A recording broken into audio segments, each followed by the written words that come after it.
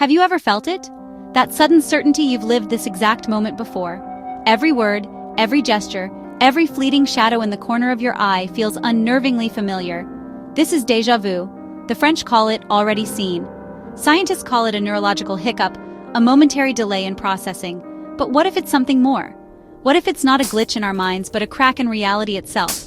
A brief, terrifying glimpse into a script we are unknowingly following. A warning from a life we have already lived, or a life we are about to lose. Usually it vanishes as quickly as it arrives, leaving a faint wonder. We laugh it off, blame fatigue, move on. For some, it's not fleeting. For a select few, déjà vu becomes a chilling premonition. It transforms into a heavy, suffocating dread. Familiarity becomes a trap, a warning that something terrible has happened before and will happen again. These are not harmless flickers of recognition. Prepare yourself. Once you see the patterns, you can't unsee them. The first story belongs to a young man named Leo, who was driving home late one autumn night. He was on a long, winding country road, the kind that disappears into an inky blackness beyond the reach of the headlights. The trees on either side formed a dense, dark tunnel, their branches like skeletal fingers clawing at the night sky. Leo had taken this route 100 times before, but tonight, something felt different. A thick, rolling fog had descended, clinging to the asphalt and swallowing the familiar landmarks he usually relied on. He slowed the car, his knuckles white on the steering wheel, his eyes straining to pierce the gloom. Suddenly, he was struck by an overwhelming wave of déjà vu. It was so powerful and visceral that his foot instinctively pressed the brake. He recognized the specific curve in the road, the gnarled oak tree leaning precariously over the ditch, its silhouette barely visible in the mist.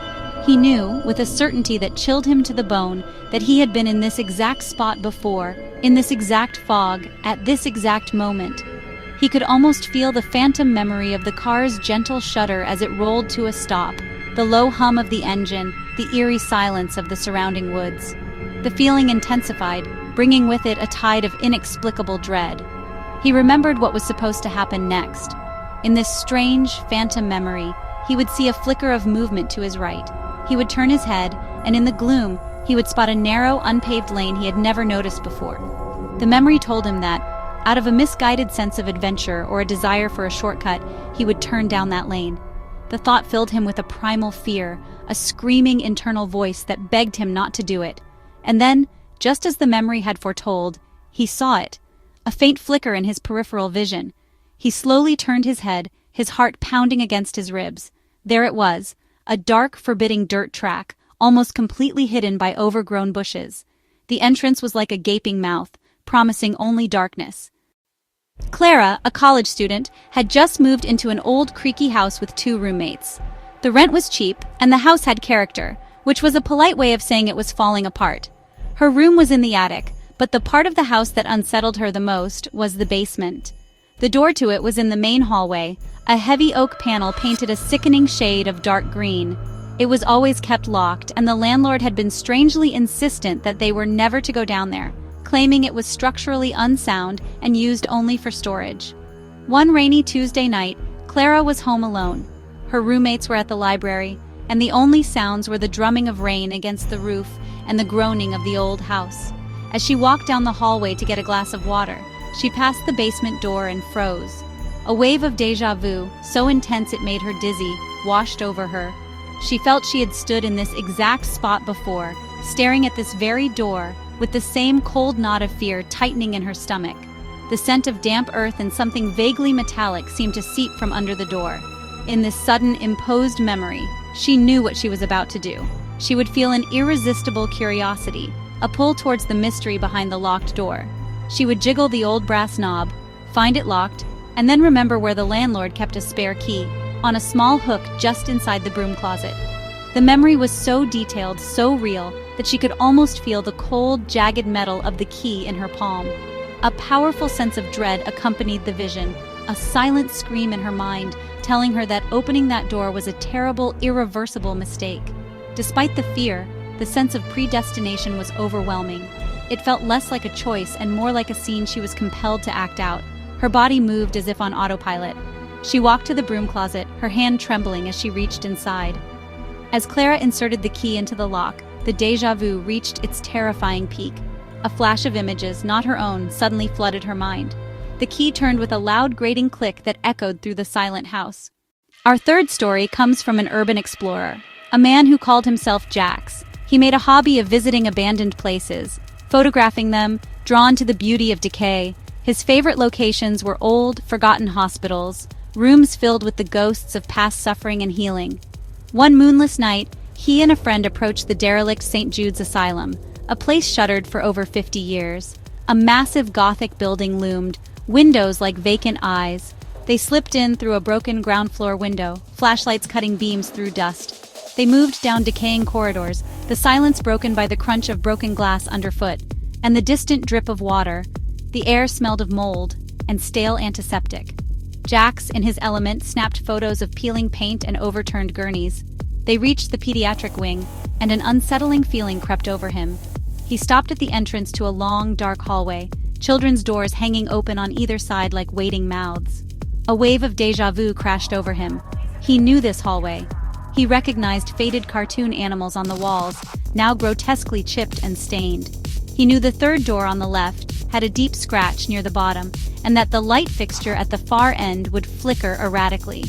The memory brought a deep, profound sense of loss and a cold, searing fear, the feeling of a child left behind in the dark. His friend called out, but Jax couldn't answer. He stood frozen, trapped by the phantom memory.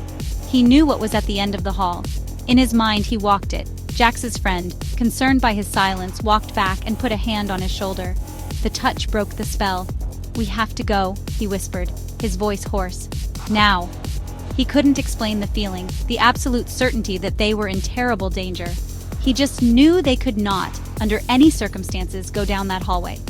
They scrambled out of the asylum and didn't stop running until the Gothic silhouette of the building was lost to the night. Later, sitting in his car, his hands still trembling, Jax tried to make sense of it. The final story is perhaps the most perplexing. It concerns a woman named Maya, a graphic designer who lived a life of routine. Every evening, she took the 7:12 p.m. train home from the city. It was a mundane journey she had made thousands of times. But one Thursday night, as she sat in her usual seat, the familiar rumble of the train began to feel wrong.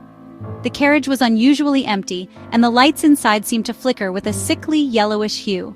As the train pulled out of the station and plunged into the darkness of a tunnel, Maya was overcome by a powerful sense of déjà vu. She recognized the exact pattern of graffiti flashing by on the tunnel wall.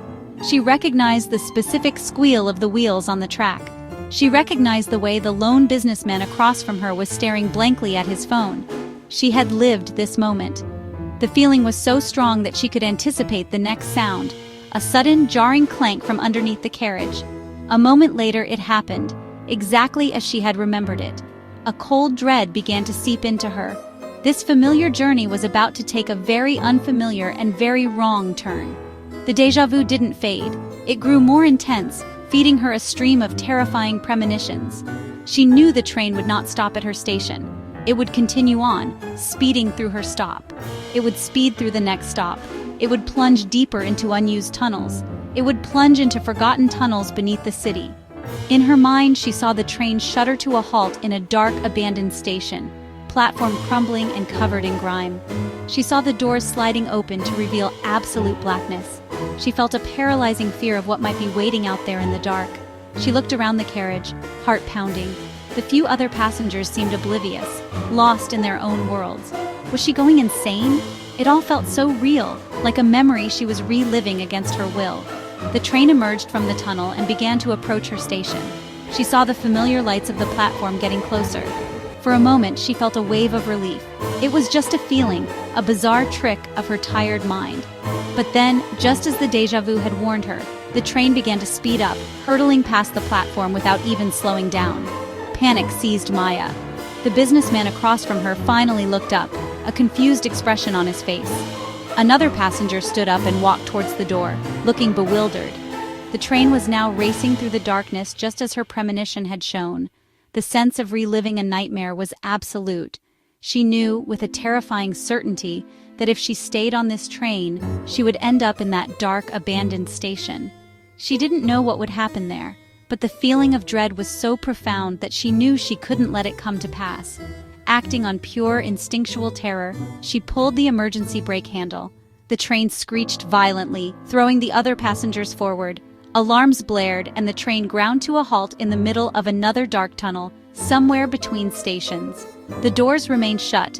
For a few terrifying minutes, she experienced a glitch in time, warning you not to make the same mistake twice. Leo never spoke of what happened on that road for years. He told himself it was just the fog, his tired mind playing tricks on him. He took a different, longer route home from then on, avoiding that stretch of country lane entirely. But the memory of that night lingered, a cold spot in the back of his mind. About 2 years later, a local news story caught his attention. It was a cold case being reopened, a story about a young couple who had vanished without a trace on a foggy autumn night. Their car had been found abandoned at the end of a remote, unpaved service lane. He felt a sickening lurch in his stomach as the news anchor described the location. It was the same road he had been on. The police were making a renewed appeal for information. They showed a map highlighting the specific dirt track where the car was discovered. It was the exact same lane he had felt an overwhelming supernatural urge to avoid. The report said they likely turned down the lane thinking it was a shortcut, only for their car to get stuck in the deep mud after a few hundred feet. There was no sign of a struggle, but they were never seen again. The details were chillingly familiar, mirroring the fragmented, nightmarish visions his déjà vu had shown him. The car getting stuck, the isolation, the sense of being trapped. He realized with dawning horror that the feeling he'd had wasn't just a memory of a past life or a simple brain glitch. It felt more like an echo, a psychic residue left at the scene. She believes her déjà vu was a warning, a memory bleeding through from the house itself, a psychic imprint left by the last person who dared to unlock that door.